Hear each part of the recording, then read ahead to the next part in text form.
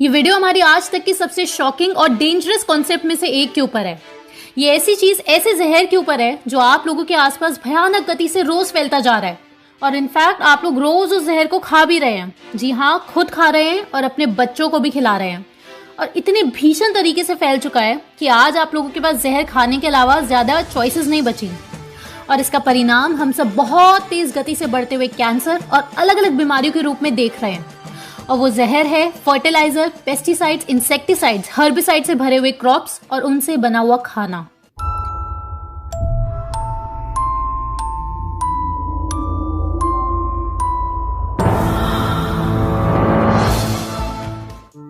ये 3 फैक्ट सुनिए जो मीडिया आपको कभी नहीं बताएगा। अक्टूबर 2019 तक इंडिया में 318 पेस्टिसाइड्स रजिस्टर्ड थे यूज के लिए, जिसमें से 18 एक्सट्रीमली टॉक्सिक कैटेगरी में आते हैं WHO की लिस्ट में। और ये कितने टॉक्सिक होते हैं, आप ये नेक्स्ट पॉइंट सुनिए। NCRB के डेटा के हिसाब से इंडिया में 1995 से लेकर 2015 तक 4,41,918 लोगों ने पेस्टिसाइड्स खाकर सुसाइड किया, क्योंकि ये बेसिकली है ही जहर और यही हमारा भोजन भी बन रहा है। WHO के आंकड़े के हिसाब से दुनिया भर में साल 1990 में करीब 10 लाख लोगों को अनइंटेंशनली यानी गलती से पेस्टिसाइड पॉइजनिंग हो गई थी। ये एक साल का आंकड़ा है 10 लाख का। और यही नहीं, 1990 में इस 10 लाख के अलावा 20 लाख इंटेंशनल पॉइजनिंग भी हुई थी, यानी खुद को ही जहर दिया कुछ किसानों ने। यानी टोटल 30 लाख एक साल में पेस्टिसाइड पॉइजनिंग का शिकार हुए। ये डेथ्स का आंकड़ा नहीं है, पॉइजनिंग का आंकड़ा है। WHO की इस रिपोर्ट को 30 साल हो चुके हैं और इन पेस्टिसाइड्स बनाने वाली कंपनीज का गवर्नमेंट पर इतना ज्यादा कंट्रोल हो चुका है कि आज की तारीख में ऐसा कोई डेटा निकाला नहीं जाता। जबकि पेस्टिसाइड यूज पहले के मुकाबले 1990 के मुकाबले वर्ल्ड वाइड 81% बढ़ चुका है। और अगर मैं वजन में बताऊं तो 2017 में 41 लाख टन पेस्टिसाइड यूज हुआ दुनिया भर में। आपके ब्रेड के लिए जो गेहूं है उसमें, आपकी रोटी में, आपके फ्रूट्स में और यहाँ तक कि आपके पानी में। जी हाँ, आपके पानी में। और आपके पानी में मिलता है सीपेज और रन ऑफ। इन 2 प्रक्रियाओं से बारिशों में बहकर खेतों का पानी नदियों में मिल जाता है और सीपेज से आपके ग्राउंड वाटर में मिल जाता है। बेसिकली ये बात आप लोग समझते हैं कि आप लोग कितनी बुरी कदर इस पेस्टिसाइड माफिया के चुंगल में फंस चुके हैं, पता होने के बाद भी कि ये जहर है। हमारे पास इसको खाने के अलावा कोई और ज्यादा ऑप्शन है नहीं, क्योंकि ऑर्गेनिक फूड्स को बहुत सारे तरीकों से महंगा बना दिया गया है और आम इंसान नहीं खा सकता ऑर्गेनिक फूड। अब आप इनका गेम सिंपल सी भाषा में समझो कि क्यों ये लोग अपना करप्ट एजेंडा सक्सेसफुली चला पाए।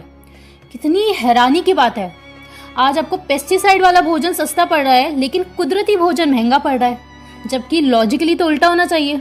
सालों साल पेस्टिसाइड और फर्टिलाइजर के यूज की वजह से धरती और मिट्टी का संतुलन बिगाड़ दिया गया। 1969 में चलिए इंडिया में ग्रीन रेवोल्यूशन आया, जिसमें रॉकफेलर का मेजर रोल था। ग्रीन रेवोल्यूशन को ऐसे दिखाया गया, ऐसे मार्केट किया गया कि बहुत ही जबरदस्त चीज है। इनफैक्ट पंजाब पूरी इंडिया का 70% फूड ग्रेन प्रोड्यूस कर रहा था उन दिनों। अब पंजाब के फार्मर की इनकम भी 70% इंक्रीज हो चुकी थी। ये बातें जो ऊपर से न्यूज चैनल ने हमारे दिमागों में घुसा दी है, ये वो वाक्य थे। आप लोगों ने भी सुनी होगी ये तारीफें कि HIV सीड्स की वजह से हमारा देश भुखमरी से बच पाया।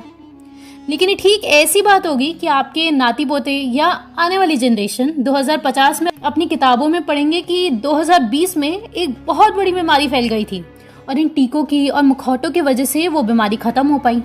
ये जो 2 नाम है स्क्रीन पर, इन महान कंपनीज ने मदद की। लेकिन हकीकत क्या है वो आप अभी देख रहे हैं अपनी आंखों से कि कितना बड़ा गेम चल रहा है। लेकिन आपके ओपिनियन इतिहास नहीं बनाने वाले, ना ही आपका ओपिनियन कोई याद रखेगा, ना हमारी। इतिहास हमेशा ताकतवर की बात याद रखता है और हम लोग ताकतवर बनना नहीं चाह रहे हैं, क्योंकि उस काम में जिम्मेदारी आती है और 99.99% लोग जिम्मेदारी लेने से दूर भागते हैं। अगर आप उन 0.01% में से है जो कुछ करने को तैयार है, तो हमारे साथ IMPH नेटवर्क में जुड़िए। वो क्या है वो हम आपको इस वीडियो के एंड में बताएंगे। ठीक ऐसा ही हुआ 1960s में ग्रीन रेवोल्यूशन के टाइम पर। मीडिया अखबार में यही दिखाया गया कि HIV सीड्स बहुत जबरदस्त है, लेकिन ये किसी ने नहीं बताया कि इन HIV सीड्स के लिए बहुत बहुत ज्यादा पानी चाहिए और साथ ही बहुत ज्यादा पेस्टिसाइड्स भी चाहिए। धीरे धीरे फार्मिंग इनपुट्स की कॉस्ट बहुत बढ़ गई।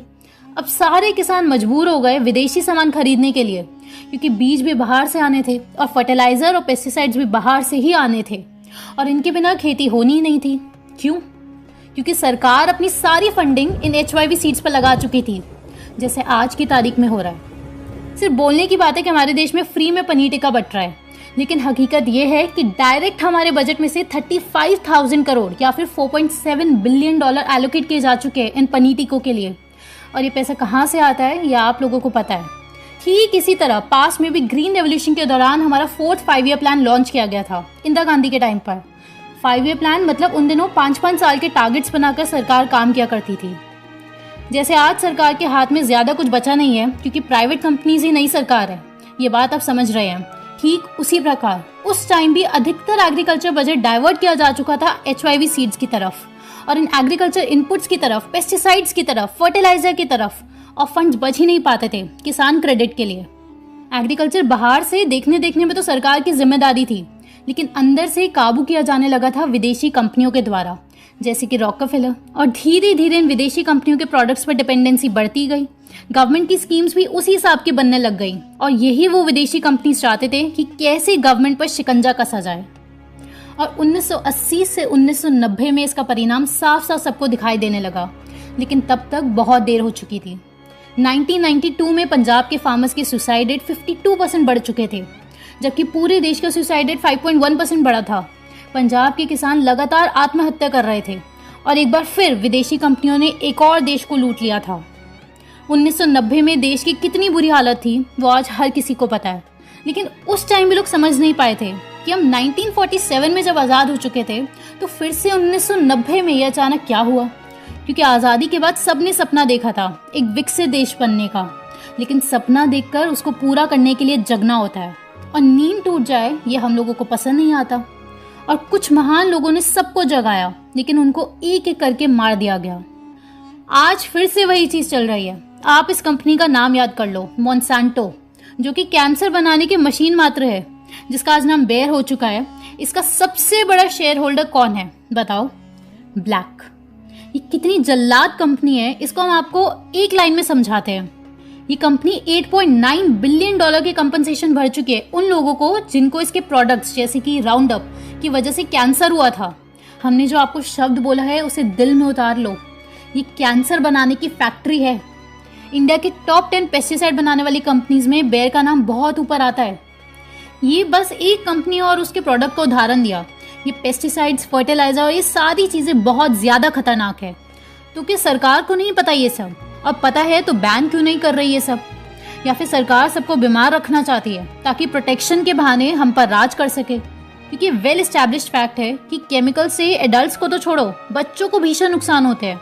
मेंटल ग्रोथ पर, फिजिकल ग्रोथ पर बहुत ज्यादा नुकसान होते हैं। हाँ, या फिर ये सब बातें हम झूठ बोल रहे होंगे। यही बचा लास्ट ऑप्शन। राजीव दीक्षित जी बिल्कुल सही कहते हैं। कोई भी सरकार हो वो बस लुटेरों की कंपनी है और कुछ नहीं। सरकार के जरिए लोगों की मेहनत लूटी जाती है। Cheap labour, salary cut, high indirect tax के थ्रू, महंगा पेट्रोल, महंगा सिलेंडर, चालान, मिनिमम वेजेस लेबर के कितने कम है? क्योंकि कैपिटलिज्म थ्राइव्स ऑन एक्सप्लॉयटेशन। इसका समाधान क्या है? कैसे इस बिकाऊ मीडिया की दुनिया में हम सच बाहर लेकर आ सकते हैं? इसका समाधान खूब सारा ज्ञान इकट्ठा कर लो, ये नहीं है। इसका समाधान रोज घर घर जाकर लोगों को सच बताओ, ये भी नहीं है, क्योंकि ये बहुत ही स्लो प्रोसेस है। 150 करोड़ लोग हैं हमारे देश में। इसका समाधान सड़कों पे उतरकर प्रोटेस्ट करो, वो भी बहुत बहुत अधूरा बना दिया गया है, क्योंकि जब मर्जी होगी तब तालाबंदी कर दी जाएगी। इसकी आदत सबको लगवा दी गई है। तो घर से बाहर निकले तो आपको देश और इंसानियत का दुश्मन दिखा दिया जाएगा और आपके अपने ही आपसे दूरी बना लेंगे। टीवी में दिखाया जाएगा कि ऐसे लोगों को जेल में होना चाहिए, क्योंकि भाई बाहर तो बीमारी फैल रही है ना। इसका समाधान हजारों किताबें पढ़ लो और लोगों को समझाओ कि वो भी पढ़े, ये भी नहीं है। हर किसी को कहो कि चरक संहिता कंठस्थ कर लो, ये भी नहीं है। सबको बोला जाए राजीव दीक्षित जी की किताबें पढ़ो, ये भी नहीं है, क्योंकि अब तक तो आपको समझ जाना चाहिए कि अधिकतर लोग आलसी हैं। मरना पसंद करते हैं लेकिन मेहनत पसंद नहीं करते। लेकिन जैसे भी है भारतीय और वो लोग हमारी जिम्मेदारी हैं। इसका समाधान है कि हमें भी ठीक वही तरीका इस्तेमाल करना है जो अंग्रेजों ने अपना झूठ फैलाने के लिए किया, लेकिन सिर्फ तब तक जब तक गेम बराबरी पे ना जाए, और उसके बाद उन तरीकों को जलाकर फेंक दो। और वो तरीका है साइकिक ड्राइविंग का और गैस लाइटिंग का। जी हाँ, साइकिक ड्राइविंग जो 1960 से MK अल्ट्रा प्रोजेक्ट से इस्तेमाल की जा रही है और आज उसका भयंकर रूप सबको दिख रहा है। वो लोग अपना झूठ इसलिए फैला पाते हैं क्योंकि उनके पास आज की तारीख में न्यूक्लियर हथियार से भी बड़ी और ताकतवर चीज है, और वो है आपके दिमाग तक पहुंचने का तरीका। आपके दिमाग के अंदर घुसकर उसमें जो मर्जी हो वो बातें डाल देने का तरीका। ये चिप आपके शरीर में लगाने की जरूरत भी नहीं आज उन लोगों को, क्योंकि वो लोग मनोविज्ञान पर बहुत मेहनत कर चुके हैं और ये किया जाता है मीडिया की मदद से। 24/7 एक ही बात अलग अलग माध्यम से आपके अलग अलग सेंस ऑर्गन्स में डाली जाती है, जिससे वो बातें तर्क की दुनिया से बहुत दूर चली जाती हैं, जहाँ तर्क का कोई महत्व नहीं होता, क्योंकि वो बातें आपकी रीढ़ की हड्डी में घुसाकर आपका चरित्र बन जाती है, यानी कि आपके प्रिमिटिव ब्रेन में घुसा दिया जाता है और आपके लिए वो मंत्र बन जाता है। और वही मंत्र आज सिद्ध हो रहा है इस बीमारी के नाम पर, और इन बातों को कहा जाता है सिग्निफिकेंट स्टेटमेंट्स, यानी कि आपकी दुनिया का सच जिसके आगे तर्क काम कर ही नहीं सकता। अब सॉल्यूशन क्या है? जो समस्या है वही समाधान है। बस इसके लिए आप लोगों को मिलकर हमारे साथ आना है, वो भी घर बैठे बैठे। आपको हिलने की जरूरत भी नहीं है। ऐसा प्रबंध बनाया जा चुका है क्योंकि तालाबंदी कभी भी की जा सकती है, इसलिए ये ट्रेनिंग सिर्फ ऑनलाइन है। और इस आखिरी समाधान का नाम है IMPH, informal media power house. पूरा फ्रेमवर्क तैयार है। आप में से जो भी हमसे जुड़ना चाहता है वो हमें व्हाट्सएप करे द फाइनल गेम इस नंबर पर, लिंक डिस्क्रिप्शन में भी दिया हुआ है, क्योंकि ये आखिरी गेम है। और अगर ये पूरा सक्सेस हो गया, अगर आप लोग जुड़ गए, तो असंभव है दुनिया की कोई भी नकारात्मक ताकत का टिक पाना। दोस्तों, जो ये नई बीमारी फैली हुई है जिसके बारे में बात करते ही चैनल उड़ा दिया जाता है, उससे रिलेटेड बहुत ही जबरदस्त एक्सपोजर एक चैनल कर रहा है। चैनल का नाम है डॉक्टर येलो। ये आपके सामने उस चैनल की वीडियो आ रही है, आप यहाँ क्लिक कर लीजिए। आप लोग हर हाल में इस चैनल को देखिए, आप शॉक हो जाएंगे कि क्या क्या चल रहा है आपके पीठ पीछे।